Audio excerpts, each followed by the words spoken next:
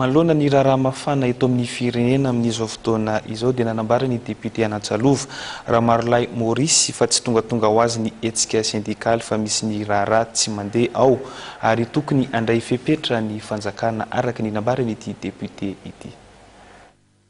Tokony iainy ny mpitondra manoloana ny hetsika sindikaly samihafa sy ny antso fanaovana tanàna maty hoy ny solombavam-bahoaka Ramarolahy Maurice.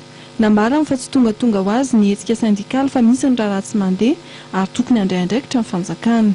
Misy zavatra tsy mandeha ao, misy zavatra mikoinsy ao ka anjaran'ny fanjakana magnisy menaka azy mba hampandeha azy, anjaran'ny fanjakana mamaolana.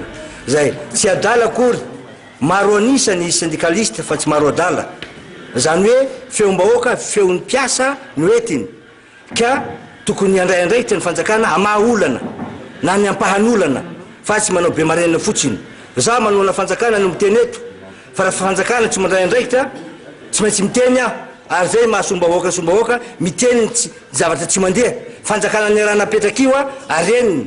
Fitakim-bahoaka io hampandeny machine administrative no zavatra tiany syndikaliste tao.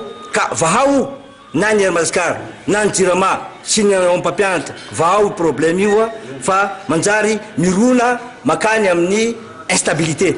Ka raha fanjakana efficace izy dia tsy maintsy mamaolana ville morte tao izy nareo tao.